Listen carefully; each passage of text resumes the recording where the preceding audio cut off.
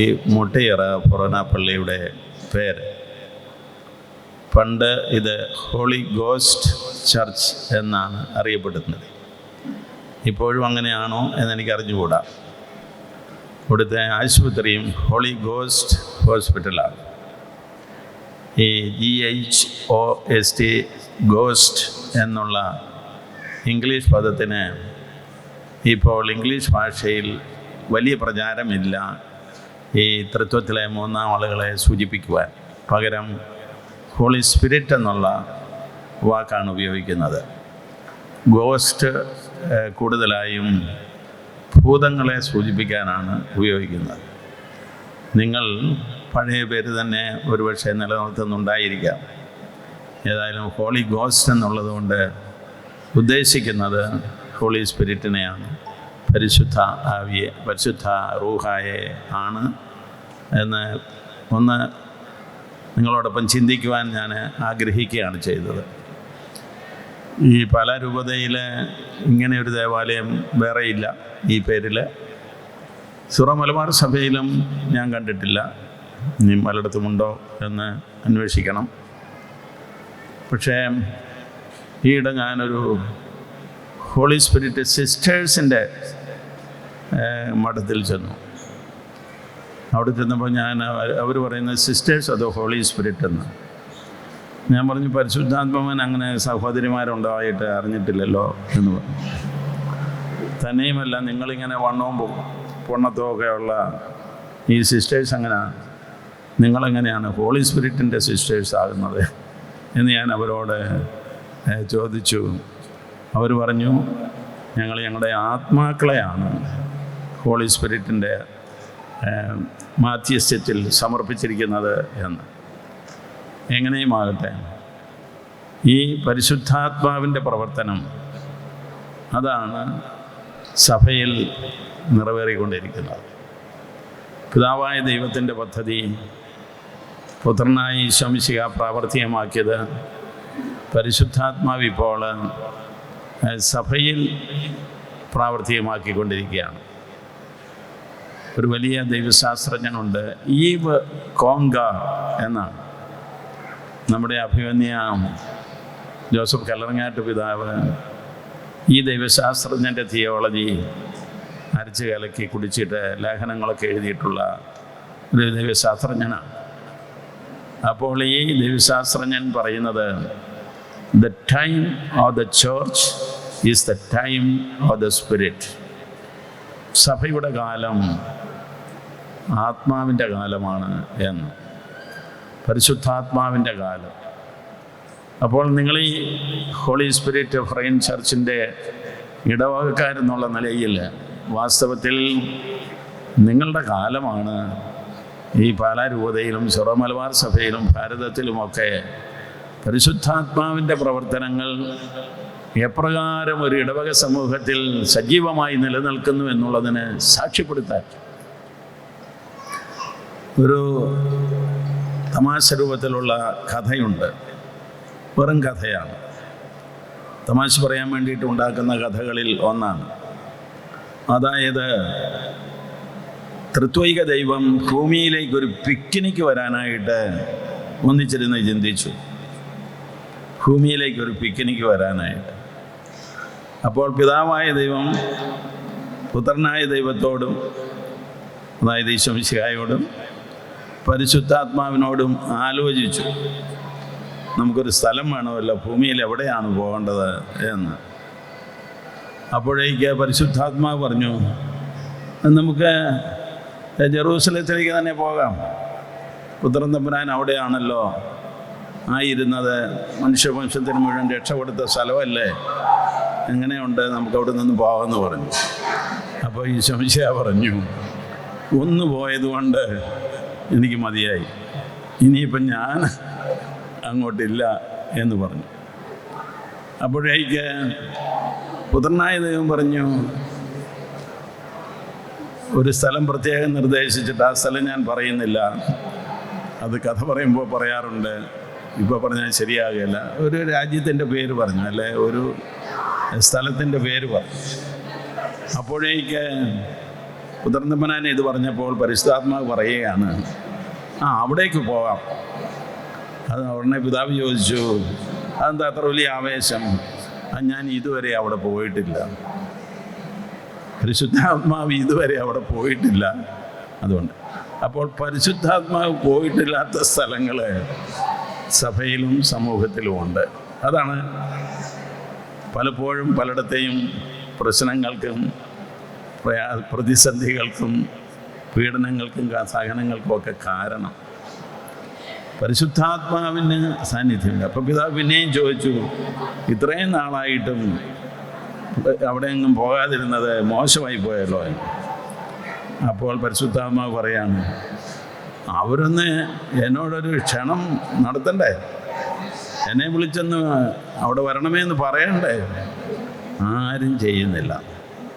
അപ്പോൾ പരിശുദ്ധാത്മാവിനോടുള്ള പ്രാർത്ഥന, പരിശുദ്ധാത്മാവിനോടൊപ്പമുള്ള ജീവിതം, അതാണ് സഭയുടെ ഏറ്റവും വലിയ ദൗത്യം. നമ്മുടെ കർത്താവ് 3 വർഷത്തെ പരസ്യ ജീവിതത്തിൽ 12 സ്ലീഹന്മാരെയും പിന്നെ 72 ശിഷ്യന്മാരെയും തന്നെ അനുഗമിച്ചിരുന്നവരെയും ഒക്കെ പഠിപ്പിച്ചിട്ടും ആ പഠനം കൊണ്ടൊന്നും വളരെ വലിയ വിജയമുണ്ടായില്ല എന്ന് നമുക്ക് തോന്നിപ്പോകും. പക്ഷെ വിജയമുണ്ടായി. അതെപ്പോഴാണ് എന്ന് ചോദിച്ചാൽ പരിശുദ്ധാത്മാവ് വന്നു കഴിഞ്ഞപ്പോഴാണ്. കർത്താവ് തന്നെ ശിഷ്യന്മാരോട് പറഞ്ഞു, പരിശുദ്ധാത്മാവ് വന്നു കഴിഞ്ഞാൽ ഞാൻ പഠിപ്പിച്ചവയെല്ലാം അവൻ നിങ്ങളെ ഓർമ്മിപ്പിക്കും. ആത്മാവില്ലെങ്കിൽ നമുക്ക് നമ്മുടെ വിശ്വാസത്തെ സജീവമാക്കി നിലനിർത്താൻ സാധിക്കുകയില്ല.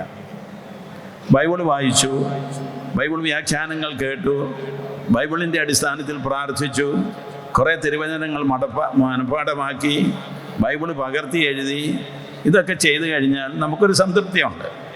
പക്ഷെ അതുകൊണ്ട് നമ്മുടെ ജീവിതം പൂർണ്ണമായിട്ടും പരിശുദ്ധാത്മാവിൽ നവീകരിക്കപ്പെട്ടു എന്ന് നമുക്ക് പറയാൻ സാധിക്കില്ല.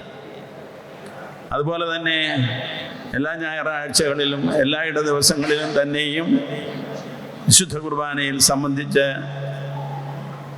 കൊണ്ടിരിക്കുന്ന ഒരു ജീവിതശൈലിയാണ് നമ്മുടെ തന്നിരിക്കട്ടെ. പക്ഷെ അതുകൊണ്ട് നമുക്ക് പറയാൻ സാധിക്കുകയില്ല പരിശുദ്ധാത്മാവ് നമ്മിൽ സജീവനാണ് എന്ന്. ഈ പരിശുദ്ധാത്മാവ് സജീവനാകുന്നത് ദൈവപിതാവിൻ്റെ ഹിതമനുസരിച്ച് നാം പൂർണ്ണമായിട്ടും നമ്മെ തന്നെ സമർപ്പിക്കുമ്പോഴാണ്. വിശുദ്ധർ ചെയ്യുന്നത് അതാണ്. ദൈവഹിതം തങ്ങളെ സംബന്ധിച്ചിടത്തോളം എന്താണെന്ന് മനസ്സിലാക്കിക്കൊണ്ട് ചെയ്യുക. ഒരു കുടുംബത്തിൽ ഒരു ഭർത്താവ്, ഭാര്യ, പിതാവ്, അമ്മ, മക്കള് ഓരോരുത്തരും അവരുടെ ആ വിളി അനുസരിച്ച് ദൗത്യം നിർവഹിച്ചു കൊണ്ടിരിക്കുകയാണെങ്കിൽ ആ കുടുംബത്തിൽ പരിശുദ്ധാത്മാവ് പ്രവർത്തിക്കുന്നുണ്ട്, ദൈവഹിതം നിറവേറുന്നുണ്ട്. അപ്പോൾ ദൈവാത്മാവിൻ്റെ പ്രവർത്തനം സജീവമായിട്ട് നിൽക്കാൻ ഒരർത്ഥത്തിൽ നിങ്ങൾക്കൊരു നിയോഗം ലഭിച്ചിരിക്കുകയാണ്, ഈ പേര് കൊണ്ട് തന്നെ. അങ്ങനെ ഒരു നിയോഗം ലഭിച്ചിരിക്കുന്ന നമ്മൾ എത്രമാത്രം നമ്മുടെ ഈ ഇടവക സമൂഹത്തിൽ, ഞാനിങ്ങോട്ട് കയറി വന്ന സന്ദർഭത്തിൽ അസിസ്റ്റൻ്റ് അച്ഛനോട് ചോദിച്ചു, നമുക്കിവിടെ എത്ര വീട്ടുകാരുണ്ടെന്ന്. ഏതായാലും 1300ഓളം വീട്ടുകാരുണ്ടെന്ന് പറയും. ഞാൻ ഈ കഴിഞ്ഞ ഈസ്റ്ററിന് കാലുകഴുകൽ ശുശ്രൂഷ നടത്തിയത് അണക്കരയിലാണ്. അവിടെയും 1300 വീട്ടുകാരുണ്ട്. 3000-ഓളം ആളുകൾ ഉണ്ടായിരുന്നു അവിടെ ഈ കാലുകളിൽ ശുശ്രൂഷ നടന്ന പെസഹ വ്യാഴാഴ്ച ശുശ്രൂഷയ്ക്ക്. അതിലും വലിയൊരു ഇടവക സമൂഹത്തെ ഞാൻ കണ്ടത് നെടുങ്കണ്ടമാണ്, ഇടുക്കി രൂപതയിൽ. അവിടെ ഞാൻ ഓശാനയുടെ ശുശ്രൂഷ ഈ കഴിഞ്ഞ വലിയ ആഴ്ചയിൽ നടത്തി. അപ്പോൾ അവിടെ 8000-ഓളം ആളുകളാണ് സംഘടിച്ചിരുന്നത്. അത് അവർ എന്തോ ഒരു ലിസ്റ്റ് എടുത്ത് തിട്ടപ്പെടുത്തിയതാണ്. ഞാൻ വികാരിച്ചനോട് ചോദിച്ചു, പറഞ്ഞത് 8000-ഓളം ആളുകൾ. ഓശാനയുടെ പ്രദക്ഷിണത്തിന് കാർമ്മികനും ശുശ്രൂഷികൾക്കുമൊക്കെ ദേവാലയത്തിൽ പ്രവേശിക്കാൻ ഈ ജനകവുമായിട്ട് പോകാൻ സാധിക്കുമായിരുന്നില്ല. അതുകൊണ്ട് ജനങ്ങളെ രണ്ടായിട്ട് മാറ്റി നിർത്തിയിട്ട് അതിൻ്റെ നടുക്കൂടെ പോയി ആനവാതിലിൽ ചെന്ന് ദേവാലയത്തിൽ പ്രവേശിക്കുകയാണ് ചെയ്തത്. ദേവാലയം ബൃഹത്തായ ഒരു പുതിയ ദേവാലയമാണ്. ആ ദേവാലയത്തിലും അതിൻ്റെ മുറ്റത്തുമൊക്കെ ആയിട്ട് ഒരു വലിയ ജനാവലിയെ മൈതാനത്തിൽ കാണുന്നത് പോലെയാണ് ഞാൻ കണ്ടത്. അങ്ങനെയുള്ള വിശ്വാസി സമൂഹങ്ങൾ സിറോ മലബാർ സഭയിലുണ്ട്. നമ്മുടെ ഈ കേരളത്തിലും ഇന്ത്യയിലും ഒക്കെയുള്ള ഇതുപോലുള്ള സമൂഹങ്ങളാണ് ഈ സഭയായിട്ട് ഇവിടെ സാക്ഷ്യപ്പെടുത്തുന്നത്. അപ്പോൾ നമ്മുടെ എണ്ണം കൊണ്ടല്ല, അല്ലെങ്കിൽ നമ്മൾ സാധാരണ പറയുന്നത് പോലെ എണ്ണം കൊണ്ടും വണ്ണം കൊണ്ടുമല്ല, പിന്നെയോ നാം എപ്രകാരം നമ്മുടെ നന്മ, നമ്മുടെ ക്വാളിറ്റി പ്രകാശിപ്പിക്കുന്നുവോ അതിനനുസരിച്ചാണ് നമ്മുടെ ക്രൈസ്തവ സാന്നിധ്യം ഇവിടെ സജീവമാകുന്നത്. കുടുംബങ്ങളാണ് ഇതിൻ്റെ എല്ലാം കേന്ദ്രം. അതുകൊണ്ട് തന്നെയാണ് സഭ കുറച്ച് നാളായിട്ട് ഈ കുടുംബ കൂട്ടായ്മകൾക്ക് പ്രാധാന്യം കൊടുത്ത് പ്രവർത്തിക്കുന്നത്. ഈ കുടുംബ കൂട്ടായ്മകളുടെ സമുച്ചയമായിട്ട് നമ്മുടെ ഇടവകകളൊക്കെ വളരെയേറെ നവീകരിക്കപ്പെട്ടിട്ടുണ്ട് എന്ന് പറയാൻ ഞാൻ ആഗ്രഹിക്കുകയാണ്. ഈ കുടുംബ കൂട്ടായ്മകളുടെയും തിരുവചന പ്രേക്ഷിതത്വത്തിൻ്റെയും ധ്യാന പരിപാടികളുടെയും ഒക്കെ ഫലമായിട്ടാണ് വളരെയേറെ അൽമായരുടേതായ പ്രേക്ഷിത പ്രവർത്തനങ്ങൾ ഇന്ന് കേരളത്തിൽ, ഭാരതത്തിൽ സജീവമാണ്, വളരെ സജീവമാണ്. എത്രയേറെ അൽമായരാണ് പാവപ്പെട്ട രോഗികൾക്ക് വേണ്ടി, തെരുവുകളിൽ അലഞ്ഞു തിരിയുന്നവർക്ക് വേണ്ടി, ആകാശപ്പറവുകളെന്ന് വിശേഷിക്കപ്പെടുന്ന ആരുമൊരുമില്ലാത്ത ആളുകൾക്ക് വേണ്ടിയിട്ടൊക്കെ അവരെ സമുദ്ധരിക്കുന്ന പ്രസ്ഥാനങ്ങൾ നടത്തിക്കൊണ്ട് പോകുന്നു. ഞാൻ അടുത്തയിടെ കോതമംഗലം രൂപതയിൽ 280 അങ്ങനെയുള്ളവരെ സംരക്ഷിക്കുന്ന ഒരു ആത്മായ സഹോദരനെ കണ്ടു. ഒരു കുടുംബത്തെ, എറണാകുളത്ത് അങ്ങനെ ഒരു സഹോദരമുണ്ട്. കോട്ടയത്തെ പി തോമസ് സാറിൻ്റെ അതിനെക്കുറിച്ച് നിങ്ങൾക്കറിയാം. പാലായിൽ പിന്നെ അത്രയൊന്നും അധികം അലഞ്ഞു തിരിയുന്ന ആളുകളില്ലാത്തതുകൊണ്ട് ഒരു പക്ഷേ അങ്ങനെയുള്ള ഭവനങ്ങൾ അധികം കാണുകയില്ല. പക്ഷേ അൽമായർ ഇവിടെ നിന്ന് തീക്ഷ്ണമതികളായിട്ടുള്ളവർ മിഷൻ രംഗങ്ങളിലേക്ക് പോവുകയാണ്. പ്രിയമുള്ള സഹോദരി സഹോദരന്മാരെ, ഈ അൽമായ മുന്നേറ്റം അത് ഞാനീ പറഞ്ഞതുപോലെയുള്ള ജീവകാരുണ്യ പ്രവർത്തനങ്ങൾക്ക് മാത്രമല്ല, സുവിശേഷം പ്രസംഗിക്കാൻ വേണ്ടി, സുവിശേഷത്തിൻ്റേതായ പ്രവർത്തനങ്ങൾക്ക് സഹായ സഹകരണങ്ങൾ എത്തിച്ചു കൊടുക്കാൻ വേണ്ടിയൊക്കെ അൽമായർ മുന്നോട്ട് വരികയാണ്. കാഞ്ഞിരപ്പള്ളി രൂപതയിൽ നിന്ന് യുവജനങ്ങൾ അവർ ടീമായിട്ട് 3 മാസത്തെ പരിശീലനത്തിന് ശേഷം മിഷൻ സന്ദർശനങ്ങൾക്ക് പോവുകയാണ്. നമ്മുടെ സഭയിലെ വൈദികർ നടത്തുന്ന ഒറീസയിലെയും ആസാമിലെയും ഒക്കെ മിഷൻ രംഗങ്ങളിലേക്ക് പോവുകയാണ്. ഈ കഴിഞ്ഞ ആഴ്ചയിൽ ഒരു ടീം 27 പേര് യുവജനങ്ങൾ അവരെ നയിക്കുന്ന 2 അച്ഛന്മാരോടുകൂടി എൻ്റെ അടുത്ത് വന്ന് പ്രാർത്ഥിച്ചിട്ട് പോയി. അടുത്ത ടീം അവിടെ തയ്യാറായിക്കൊണ്ടിരിക്കുകയെന്ന് പറഞ്ഞു. അപ്പോൾ ഇതിനൊക്കെ അൽമായരാണ് നേതൃത്വം കൊടുക്കുന്നത്. അപ്പോഴിങ്ങനെയുള്ള അൽമായരുടെ പ്രേക്ഷിത സംരംഭങ്ങൾ ധാരാളം ഉണ്ട്. അതുപോലെ തന്നെ അൽമായർ വളരെയേറെ രോഗികളെ സംരക്ഷിക്കുന്ന ഭവനങ്ങൾ ഉണ്ട്. ഇവിടെ പള്ളിക്കത്തോടിനടുത്ത് അങ്ങനെ ഒരു സ്ഥാപനമുണ്ട്, ഒരൽമായൻ നടത്തുന്നതാണ്. അപ്പോൾ ഇങ്ങനെയുള്ള പ്രസ്ഥാനങ്ങൾക്ക് സഹായ സഹകരണങ്ങൾ കൊടുക്കാൻ നമ്മുടെ അൽമായ സമൂഹത്തിൽ ധനശേഷിയുള്ളവർ മാത്രമല്ല അല്ലാത്തവരും മുന്നോട്ട് വരികയാണ്. ഇതൊക്കെ പരിശുദ്ധാത്മാവിൻ്റെ പ്രവർത്തനമാണ്. അതുകൊണ്ട് ആത്മാവിൽ സജീവരായിട്ട് പ്രവർത്തിക്കുന്നവരായി നമ്മൾ മാറുമ്പോഴാണ് സഭയുടെ സന്ദേശം ലോകം മുഴുവനിലും വ്യാപിക്കുന്നത്. ഇത് സഭ ആദിമകാലം അതിനെ ചെയ്തിരുന്നതാണല്ലോ. ആദിമസഭയിൽ അവരുടെ ഇടയിൽ ദാരിദ്ര്യം അനുഭവിക്കുന്നവരാരും ഉണ്ടായിരുന്നില്ല എന്ന് പറയത്തക്ക രീതിയിൽ അത്രമാത്രം പരസ്പര സഹായ സഹകരണങ്ങൾ നൽകിക്കൊണ്ടാണ് അവർ ജീവിച്ചിരുന്നത്. ഒരേ മനസ്സും ഒരേ ഹൃദയവുമായിരുന്നു അവർക്കുണ്ടായിരുന്നതെന്നും പറയും. അപ്പോഴങ്ങനെയുള്ള ഒരു ശൈലിയിലേക്ക് നമ്മൾ പടിപടിയായിട്ട് നടക്കും. ഞാൻ ഈയിടെ വേറൊരു ഇടവകയിൽ, പല രൂപതയിലല്ല, ചെന്നു. അപ്പോൾ ആ ഇടവകയിൽ അവരൊരു തീരുമാനമെടുത്തിരിക്കുകയാണ്. അവരുടെ ഇടവകയുടെ അതിർത്തിയിലുള്ള എല്ലാ ഇടവകാംഗങ്ങൾക്കും മാത്രമല്ല അവിടെ ആദ്യം ചെയ്യുക, മറ്റുള്ള മതസ്ഥരായിട്ടുള്ള ആളുകളുടെയും രോഗികൾക്കോ പാവപ്പെട്ടവർക്കോ ഒക്കെയുള്ള ആവശ്യങ്ങൾക്ക് വേണ്ടി ഉടനടി സഹായം എത്തിക്കുന്ന ഒരു സഹകരണ പ്രസ്ഥാനത്തിന് അവർ ഇടവകയുടെ അടിസ്ഥാനത്തിൽ രൂപം കൊടുത്തിരിക്കുക. ആർക്കെങ്കിലും ഒരു അത്യാവശ്യമായ സഹായം ആവശ്യമുണ്ടല്ലോ, അതെങ്ങനെയെങ്കിലും അവരങ്ങനെ സംഘടിപ്പിച്ചു കൊടുക്കുക. ഇന്നിപ്പം ഞാൻ വരുന്നത് ഒരിടവകയിൽ, അത് പുളിങ്കുന്നെന്ന് പറയും, ചങ്ങനാശ്ശേരി അതിരൂപതയിൽ ഒരു സഹോദരൻ, ജിമ്മി എന്നാണ് അവൻ്റെ പേര്. അവൻ്റെ പണിക്കിടയിൽ പുറകോട്ട് മറിഞ്ഞ്, അതെന്തോ ഒരു യന്ത്രം അടിച്ചതിൻ്റെ പേരിലാണ് പുറകോട്ട് മറിഞ്ഞ് തലയടിച്ച് വീണ് ഉടനടി മരിച്ചു. ഒരു കുടുംബത്തിൽ 3 മക്കളുടെ അപ്പനാണ്. അത്ര സാമ്പത്തിക ശേഷിയുള്ളവരല്ല. അപ്പോൾ അവർ എല്ലാം ദുഃഖിതരായിട്ട് അവിടെ ഇരുന്നു. ഞാൻ മറ്റൊരാവശ്യത്തിനോട് പോയതാണെങ്കിലും ഈ മരണ വീട്ടിൽ ചെന്ന് പ്രാർത്ഥിച്ച് അവരോട് സംസാരിച്ച് അവരെയൊക്കെ ഒന്ന് ആശ്വസിപ്പിച്ചിട്ട് വന്നു. പിന്നീട് ഞാൻ വികാരിച്ചനോട് ചോദിച്ചു, അച്ഛാ അവരുടെ കാര്യത്തിൽ ഇനി എന്ത് ചെയ്യും?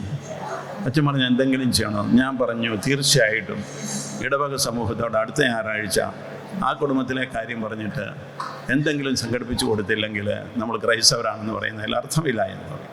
അച്ഛൻ പറഞ്ഞു തീർച്ചയായിട്ടും പിതാവേ ചെയ്യാം. അപ്പോൾ ഇതാണ് ഉടനടി സഹായ സഹകരണങ്ങൾ എത്തിക്കുന്ന ഒരു സമൂഹമായിട്ട് സഭ തീരണം. നമ്മുടെ ഇടയിൽ ദാരിദ്ര്യം അനുഭവിക്കുന്നവരാരും ഉണ്ടാകരുത്. നമ്മുടെ ഇടയിൽ ആവശ്യക്കാരായിട്ട് ആരും ഉണ്ടാകരുത്. നമ്മുടെ ഇടയിൽ തീരാ ദുഃഖങ്ങളുമായിട്ടിരിക്കുന്നവരാരും ഉണ്ടാകരുത്. എല്ലാ പ്രശ്നങ്ങളും നമുക്ക് പരിഹരിക്കാൻ പറ്റുമെന്നല്ല ഞാൻ പറയുന്നത്. നമ്മാൽ കഴിവതും നാം ചെയ്തു കഴിഞ്ഞാൽ അതിനുവേണ്ടി മുന്നോട്ട് വരുവാൻ വളരെയേറെ ആളുകളുണ്ട്. ഇന്ന് കത്തോലിക്കരായിട്ടുള്ള നമ്മുടെ സഹോദരന്മാരിൽ ധാരാളം പേർ ദശാംശം കൊടുക്കുന്നവരുണ്ട്.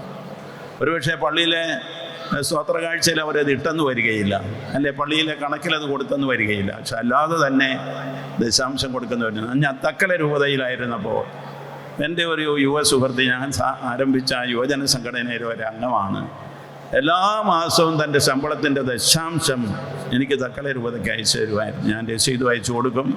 അദ്ദേഹം ഇപ്പോഴും എൻ്റെ വളരെ അടുപ്പക്കാരനാണ്. ഇങ്ങനെയുള്ളവർ അനേകരാണ്. ഞാൻ ഈ തക്കല രൂപത ഉണ്ടായി കഴിഞ്ഞപ്പോൾ ഇവിടെ വന്ന് പള്ളിക്കാപ്പുറമ്പ് പിതാവിനോട് പറഞ്ഞു, പിതാവേ രൂപതയുടെ സ്ഥിതി ഇങ്ങനെയാണ്. ഓ അതിനെന്താ കൊച്ചു പിതാവ് ഇവിടെ വാ, നമ്മുടെ പള്ളികളിലൊക്കെ പോയി ഒന്ന് പ്രസംഗിക്കുക. പാലക്കാർ നല്ല ആളുകളാണ്. ഒരിക്കലും പിതാവ് ആരെങ്കിലും മോശമാണെന്ന് പറയുന്നത് ഞാൻ കേട്ടിട്ടില്ല. പാലക്കാർ നല്ല ആളുകളാണ്. അവർ പിതാവിനെ വേണ്ട പോലെ സഹായിച്ചുകൊള്ളൂ എന്ന് പറഞ്ഞു. ഞാനിവിടുത്തെ 35 പള്ളികളിൽ വന്ന് പ്രസംഗിച്ചു തക്കല രൂപതയ്ക്ക് വേണ്ടി. എനിക്ക് ഏതാണ്ട് 70 ലക്ഷത്തോളം രൂപ കിട്ടി അന്ന്. ഈ 2000-ന് മുമ്പുള്ള സംഭവമാണ് ഞാനീ പറയുന്നത്. എന്നിട്ട് ഞാൻ ആ പണം ഉപയോഗിച്ച് അവിടുത്തെ ഒരു മിഷൻ കേന്ദ്രത്തിൽ ഒരു ദേവാലയം പണിതു. ഇന്നിപ്പോൾ ആ ദേവാലയം 250 വീട്ടുകാരുള്ള വലിയൊരു ഇടവകയാണ്. ഈ മിഷൻ്റെ ആരംഭം എങ്ങനെയാണെന്നറിയാമോ? അവിടുത്തെ മിഷൻ സുപ്പീരിയറായിരുന്ന അച്ഛൻ അവിടുത്തെ പ്രേക്ഷകനായിരുന്ന അച്ഛനോട് പറഞ്ഞു, അവിടെ പോയിട്ട് കാര്യമില്ല, അവിടെ നമുക്കൊന്നും ആളുകളെ ഒന്നും ലഭിക്കുമെന്ന് തോന്നുന്നില്ല.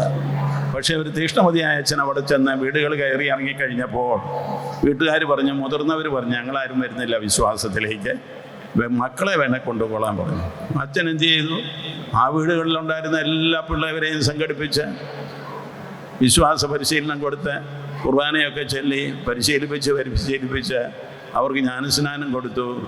ഇപ്പോൾ അവരെല്ലാം, ഞാൻ അന്ന് കണ്ടിരുന്ന ആ യുവാക്കന്മാരെല്ലാം കുടുംബം സ്ഥാപിച്ചു മക്കളുമായിട്ട് ആ ഇടവക നിറഞ്ഞു നിൽക്കുകയാണ്. ഇതാണ് ദൈവാത്മാവിൻ്റെ പ്രവർത്തനം. ദൈവാത്മാവിൻ്റെ പ്രവർത്തനത്തിൽ നമ്മൾ അൽമായരായാലും സമർപ്പിതരായാലും വൈദികരായാലും മേലധ്യക്ഷന്മാരായാലും നമുക്ക് വേണ്ടതായിട്ടുള്ള ദൗത്യ നിർവഹണത്തിനുള്ള പ്രചോദനം ആത്മാവ് നൽകിക്കൊണ്ടിരിക്കും. അത് ഉറപ്പാണ്. അനുഭവത്തിൽ നിന്ന് ഞാൻ സംസാരിക്കുകയാണ്. വേണ്ടത് വേണ്ട സമയത്ത് ചെയ്യുവാനുള്ള പ്രചോദനവും അതിനുള്ള മാർഗങ്ങളും കർത്താവ് കാണിച്ചു തരുമെന്നുള്ളതിന് യാതൊരു സംശയവുമില്ല. നമ്മൾ മടിച്ചു നിൽക്കും. ഓരോരോ ആവശ്യങ്ങൾ മുന്നിൽ പോകുമ്പോൾ അതെങ്ങനെ സാധിക്കാനാണ്, നമ്മളെ കൊണ്ട് പറ്റുമോ? പക്ഷെ നാം ഒരു സ്റ്റെപ്പ് എടുത്താൽ നമ്മുടെ കൂടെ 10 സ്റ്റെപ്പ് എടുക്കാൻ ദൈവാത്മാവിനാൽ പ്രേരിതരായിട്ടുള്ളവർ വന്ന് ആ പ്രശ്നത്തിന് പരിഹാരം കാണുവാനായിട്ട് നമുക്ക് സാധിക്കും. ഇങ്ങനെയുള്ള ഒരു ദൈവാത്മാവിൻ്റെ പ്രവർത്തനമായിട്ട് നമ്മുടെ ഇടവക സമൂഹങ്ങളുടെ പ്രവർത്തനം തീരണം. ഇടവക സമൂഹങ്ങൾ അപ്രകാരം ആയിരിക്കണം. നാം ഒക്കെ ഒന്ന് ചിന്തിച്ച് നോക്കുക. ഗൾഫ് രാജ്യങ്ങളിൽ വളരെ വിഷമിച്ചാണ് നമ്മുടെ സഭയുടേതായ സാന്നിധ്യം കൊണ്ടുവരുവാൻ നമ്മൾ പരിശ്രമിച്ച്, പരിശുദ്ധ പിതാവ് പണ്ട് മുതലേ പറഞ്ഞിരുന്നതാണ്, അവിടെ നിങ്ങളുടെ ആവശ്യങ്ങൾക്ക് വേണ്ടി വൈദികരെ കൊടുത്തുകൊള്ളുവാൻ. അപ്പോൾ അത് അവിടെയുള്ള വിക്കർ പസ്റ്റോലിക്കുമാരുടെ അനുമതിയോടുകൂടി അവർ നിയമിക്കുന്ന വൈദികർ നമ്മുടെ സഭയെ സേവനം. ഇപ്പോൾ പരിശുദ്ധ പിതാവ് ഈയിടെ നമ്മുടെ മേജർ ആർച്ച് ബിഷപ്പ് സന്ദർശിച്ച സമയത്ത് പറഞ്ഞിരിക്കുകയാണ്, നിങ്ങൾ തന്നെ വൈദികരെ അയക്കുന്ന രീതിയിൽ കാര്യങ്ങൾ നീക്കിക്കൊള്ളുക, കുറച്ച് സമയമെടുക്കുമെന്നേ ഉള്ളൂ എന്ന്. അപ്പോൾ ഇങ്ങനെ പടിപടിയായിട്ട് നമുക്ക് ദൈവത്തിൻ്റെ ആത്മാവിൻ്റെ ശക്തിയാൽ സഭയുടെ സ്വഭാവം ഏറെക്കുറെ പൂർണ്ണമായിരിക്കുകയാണ്. ഇനി നമുക്ക് ചെയ്യാനുള്ളത് പ്രേക്ഷിത പ്രവർത്തനമാണ്. ഇനി നമുക്ക് ചെയ്യാനുള്ളത് കർത്താവിൻ്റെ കാരുണ്യവും സ്നേഹവും മറ്റുള്ളവർക്ക് എത്തിച്ചു കൊടുക്കുകയാണ്. ഇനി നമുക്ക് സ്നേഹത്തിൻ്റെ ഒരു ശൃംഖല സൃഷ്ടിക്കുക എന്നുള്ളതാണ്. നമ്മളെ ദ്രോഹിക്കുന്നവരായിട്ടുള്ള സമൂഹങ്ങളെ പോലും ഒരുപക്ഷെ അവർ തീവ്രവാദി ഗ്രൂപ്പുകളോ മറ്റു രീതിയിൽ നമ്മുടെ വിശ്വാസങ്ങളെ എതിർത്ത് നമ്മെ നശിപ്പിക്കുവാൻ ആഗ്രഹിക്കുന്നവരോ ഒക്കെ ആണെന്നൊക്കെ നമുക്ക് തോന്നിയാൽ പോലും അതിലൂടെയെല്ലാം ദൈവം നന്മയുടെ പ്രവർത്തനമാണ് ആസൂത്രണം ചെയ്തിരിക്കുന്നത്. അതുകൊണ്ട് അതിലൊന്നും ഭയപ്പെടാതെ നാം അതാത് സമയങ്ങളിൽ ചെയ്യേണ്ടത് ചെയ്തുകൊണ്ട് നമ്മുടെ ആ ക്രൈസ്തവ സാക്ഷ്യം, വിശ്വാസത്തിൻ്റെ സാക്ഷ്യം പ്രകടമാക്കുവാനായിട്ട് നമുക്ക് പരിശ്രമിക്കണം.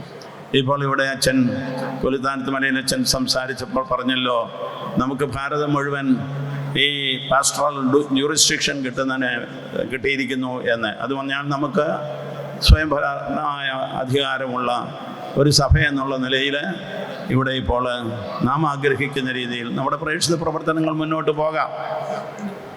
ഇപ്പോൾ ഈ ഭാരതത്തിൽ ഏത് മെത്രാനെയും ഏത് സ്ഥലത്ത് നിയമിക്കുന്നതിനും സ്ഥലം മാറ്റുന്നതിനുമൊക്കെയുള്ള ഉത്തരവാദിത്വം നമ്മുടെ സിനഡിനുണ്ട്. സിനഡെന്ന് പറയുന്നത് നമ്മുടെ സഭയുടെ ഏറ്റവും ഉന്നതമായിട്ടുള്ള അധികാര സമിതിയാണ്. മേജർ ആർച്ച് ബിഷപ്പ് ഒറ്റയ്ക്കല്ല കാര്യങ്ങൾ നിർവഹിക്കുന്നത്, സിനഡിലൂടെ. സിനഡിനോടുകൂടെ നിന്നാണ് മേജർ ആർച്ച് ബിഷപ്പ് കാര്യങ്ങൾ നിർവഹിക്കുന്നത്. സിനഡ് എടുക്കുന്ന ഒരു പൊതു തീരുമാനത്തിൽ നിന്ന് ഒരു മേജർ ആർച്ച് ബിഷപ്പിനെ ഒട്ടും വ്യതിചലിക്കുവാൻ സാധിക്കുകയില്ല. അതാണ് അങ്ങനെയൊരു നിലപാടെടുത്ത് ആ സിനഡിൻ്റെതായ സ്വഭാവം വ്യക്തമാക്കിക്കൊണ്ട് പ്രവർത്തിച്ചതിൻ്റെ പേരിലാണ് പലപ്പോഴും എനിക്കെതിരെ ആരോപണങ്ങളൊക്കെ ഉണ്ടായിരുന്നതെന്ന് മനസ്സിലാക്കുന്നുണ്ടല്ലോ.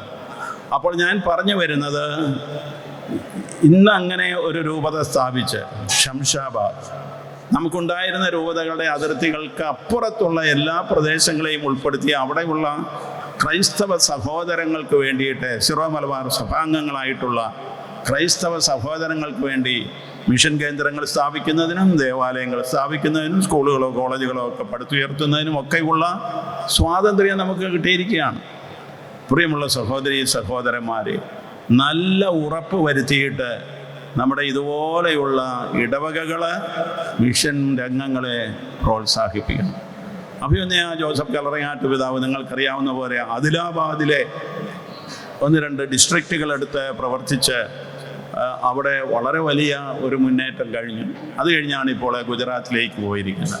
ഇതുപോലെയുള്ള പ്രേക്ഷിത ആഭിമുഖ്യം അഭിമന്യ പിതാവും ഒരു രൂപത ഒന്നാകുകയും കാണിക്കുമ്പോൾ നാം എല്ലാവരും അതുപോലെ തന്നെ മിഷൻ രംഗങ്ങളിലേക്ക് ഇറങ്ങിത്തിരിക്കാനുള്ള സന്നദ്ധയോടെ അത്തരം പ്രവർത്തനങ്ങൾക്ക് എല്ലാവിധ പ്രോത്സാഹനങ്ങളും കൊടുക്കണം. ഞാൻ ഈ മുട്ടിയറയിൽ നടന്ന ഒരു ചെറിയ സംഭവം പറയാം. POCയിൽ കേരള കാത്തലിക് ബൈബിൾ സൊസൈറ്റി രൂപവൽക്കരിക്കാൻ വേണ്ടിയിട്ട് ഞങ്ങൾ ഒരു ആശയം മുന്നോട്ട് വെച്ച് പ്രവർത്തിക്കുകയാണ്. കാരണം എന്താണെന്നറിയാമോ? അന്ന് ചുരുക്കം ചില വീടുകളിൽ മാത്രമേ ഒരു ബൈബിൾ ഉണ്ടായിരുന്നുള്ളൂ. അതുകൊണ്ട് എല്ലാ വീടുകളിലേക്കും ബൈബിൾ എത്തിക്കണമെന്നുള്ള ഒരു പ്രതിജ്ഞാബദ്ധത. ഇപ്പം നിങ്ങൾക്ക് പറഞ്ഞാൽ ഇതെന്ത് കാര്യമാണ്? ഇപ്പം ഞങ്ങൾക്ക് ഒരു വീട്ടിൽ തന്നെ പല ബൈബിളുണ്ടല്ലോ, പലപ്പോഴും ഞങ്ങൾക്ക് സമ്മാനം കിട്ടുന്നത് ബൈബിളാണല്ലോ എന്നൊക്കെ നിങ്ങൾ പറയും. പക്ഷെ ഇതുപോലെയുള്ള ഒരു സമൃദ്ധി തിരുവചനത്തിൻ്റേതായത് നമുക്കുണ്ടായിരുന്നില്ല. വായിക്കാൻ ബൈബിളില്ലാതെ ജനങ്ങൾ വിഷമിക്കുന്ന ഒരു കാലത്താണ് അന്ന് ഞങ്ങൾ POCയിലത് കേരള കാത്തലിക് ബൈബിൾ സൊസൈറ്റി രൂപവൽക്കരിച്ചു. ആ സൊസൈറ്റിയുടെ ഫണ്ട് ശേഖരണത്തിനായിട്ട് ഞാൻ ഈ മുട്ടിയറ ദേവാലയത്തിൽ വന്നു. അന്ന് പള്ളിക്കാപ്പറമ്പിൽ പിതാവായിരുന്നു ബിഷപ്പ്.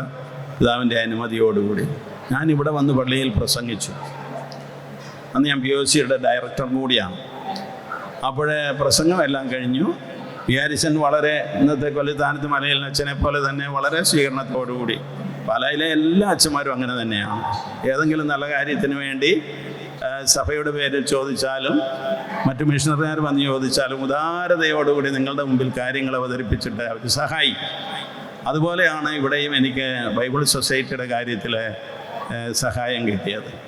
അങ്ങനെ ആ സഹായം കിട്ടി ഞാൻ പ്രവർത്തിച്ചുകൊണ്ടിരിക്കുമ്പോൾ പള്ളിയിൽ പ്രസംഗിച്ച് കഴിഞ്ഞ് ഞാൻ ഇറങ്ങി വരുമ്പോൾ ഒരു അമ്മച്ചി, പ്രായമുള്ള ഒരു സ്ത്രീയാണ്, പഴയ മുണ്ടും ചട്ടയുമാണ്.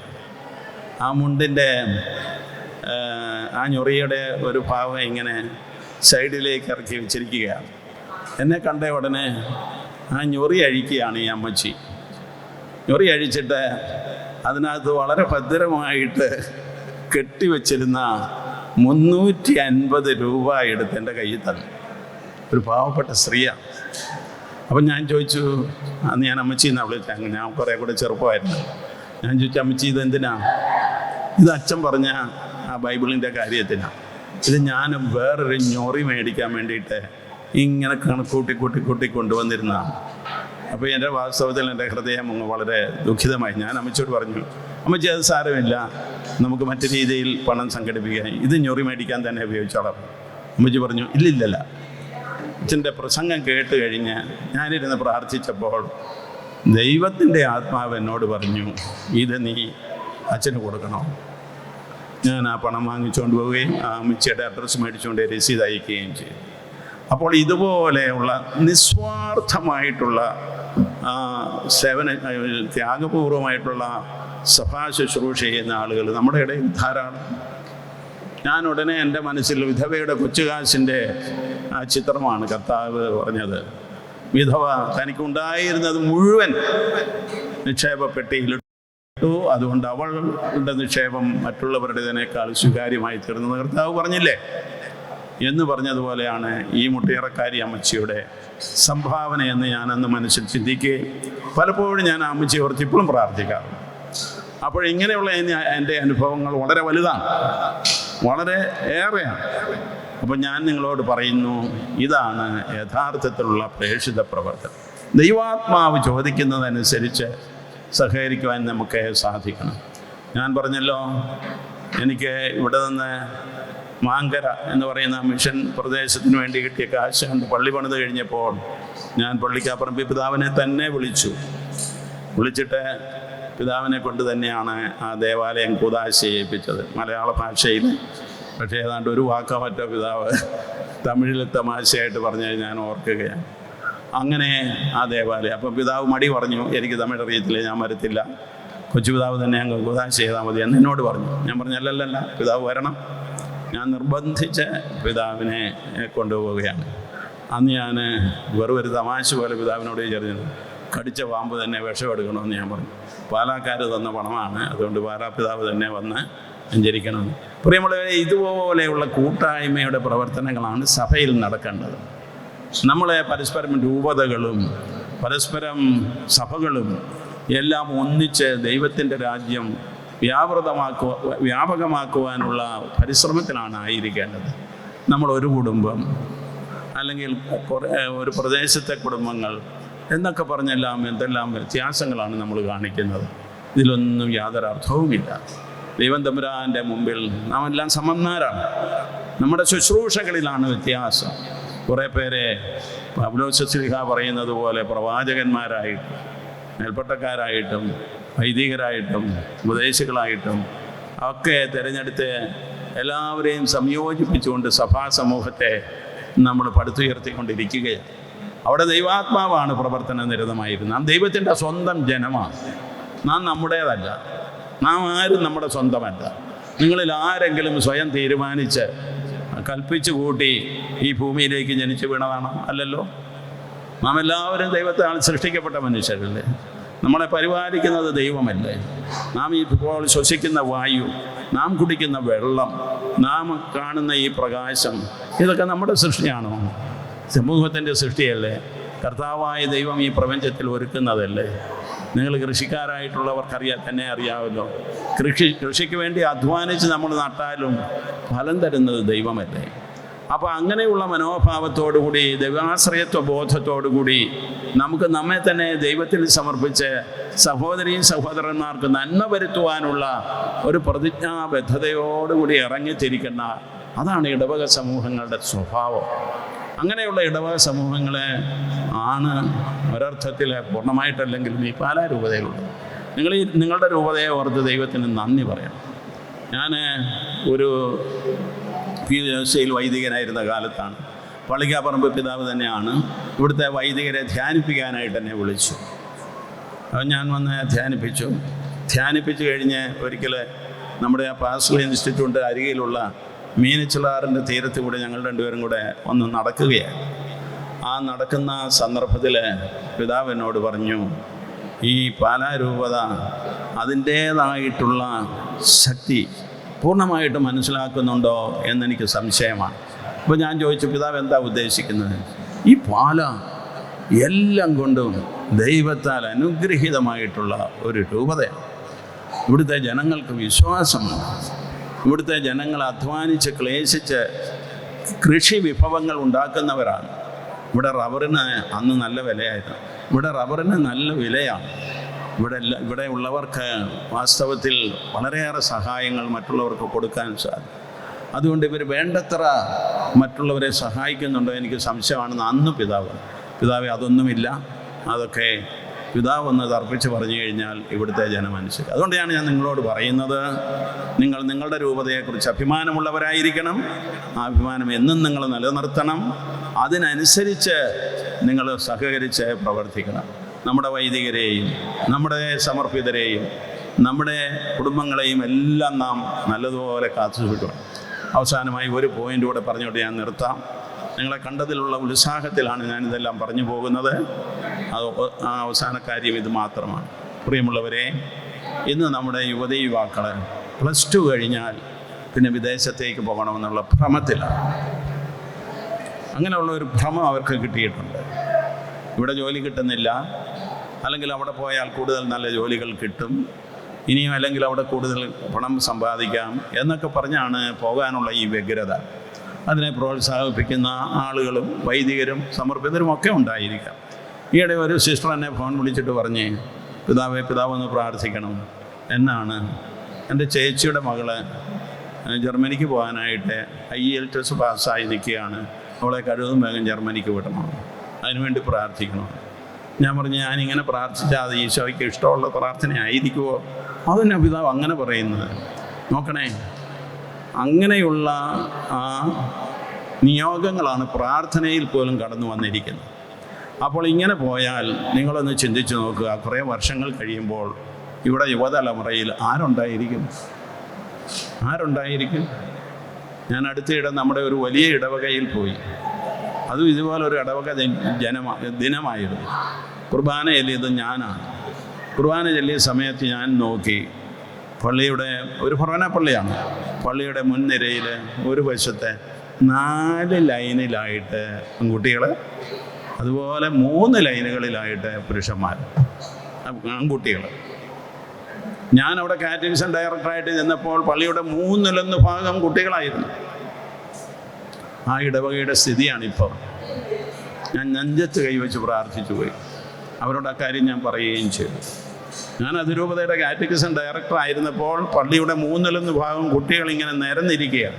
അത് കഴിഞ്ഞാണ് മുതിർന്നവർ. അവിടെയാണ് ഇപ്പോൾ 3 ലൈൻ ആൺകുട്ടികളും വെറും 4 ലൈൻ യുവതി പിതാക്കന്മാർ. അവിടെയും ഇവിടെയും ഒക്കെ കടുക് പൊട്ടിക്കാൻ എന്നതുപോലെ ഉള്ള സാന്നിധ്യം അവിടെ ഉണ്ടായി.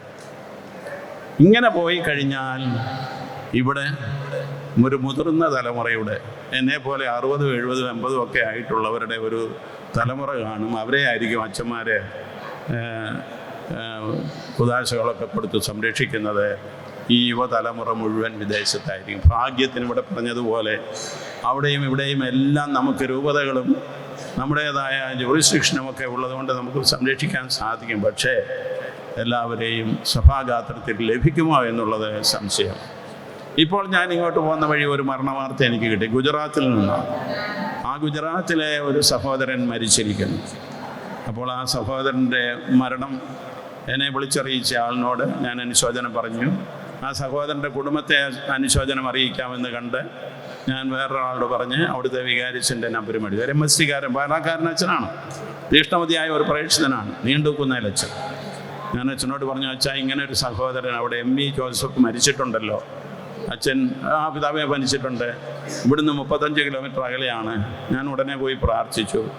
ഇനിയിപ്പോൾ അടക്കം വെച്ചിരിക്കുന്ന ബുധനാഴ്ചയാണ്, അതുകൊണ്ട് പിതാവ് എന്താ ഉദ്ദേശിക്കുന്നത്? ഞാൻ പറഞ്ഞു, അച്ഛൻ ആ കുടുംബത്തോട് എൻ്റെ അനുശോചനം എന്ന് അറിയിക്കണം, അവരെന്നെ അറിയുന്നതാണ്, അതുകൊണ്ട് അവർക്ക് വേണ്ടി ഒന്ന് പ്രാർത്ഥിക്കണം, ഞാനും പ്രാർത്ഥിക്കുന്നെന്ന് പറയണം.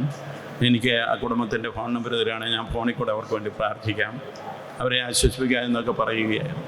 അപ്പോൾ ഇതുപോലെ നമ്മൾ എവിടെ ആവശ്യങ്ങളുണ്ടോ അവിടെയെല്ലാം ഓടിയെത്താനും, വൈദികർക്ക് മാത്രമല്ല, സമർപ്പിതർക്ക് മാത്രമല്ല, മെത്രാന്മാർക്ക് മാത്രമല്ല. ഞാൻ ഇന്നലെ മെഡിസിറ്റിയിലാണ് താമസിച്ചിരുന്നത്, ഇപ്പോൾ എനിക്ക് എവിടെയും താമസിക്കാമല്ലോ. അപ്പോഴങ്ങനെ മെഡിസിറ്റി താമസിച്ച സന്ദർഭത്തിൽ കല്ലറങ്ങാട്ട് പിതാവിനുമായിട്ട് സംസാരിച്ചു. പിതാവ് ഫ്രീ ആയിട്ട് വന്നത് 10 മണിക്കാണ്. രാവിലെ ശുശ്രൂഷകൾ തുടങ്ങിയാൽ ഈ രൂപതയിലെ ദൈവജനത്തിന് വേണ്ടിയിട്ട് ഓടി നടക്കുന്ന ഒരു അജപാലകനാണ് പിതാവ്.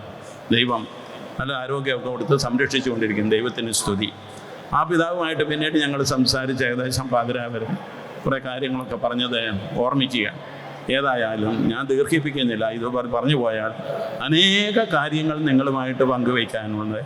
ഇപ്പോഴത്തെ നമ്മുടെ സഭയുടെ സ്ഥിതിയിൽ നമുക്ക് നമ്മുടെ സഭയോട് ചേർന്ന് നിന്നുകൊണ്ട് അവിടെയും ഇവിടെയുമൊക്കെ ഉള്ള അപസ്വരങ്ങളെ വർദ്ധിപ്പിക്കാതെ അതുമെല്ലാം ശാന്തമായി കെട്ടടങ്ങി നമ്മുടെ സഭ ഭാരത സഭയോട് എൻ്റെ കൂട്ടായ്മയിൽ, ആഗോള സഭയുടെ കൂട്ടായ്മയിൽ പരിശുദ്ധ പിതാവൊക്കെ പറയുന്നത് പോലെ തനതായ ഒരു സാക്ഷ്യം കൊടുക്കുവാൻ കെൽപ്പുള്ള നമ്മൾ ഒട്ടും പിന്നോക്കം പോകാതെ, ഒട്ടും എതിർ സാക്ഷ്യം കൊടുക്കാതെ സജീവമായിട്ട് നിലനിൽക്കാനുള്ള ആവേശം നമുക്കുണ്ടാകട്ടെ.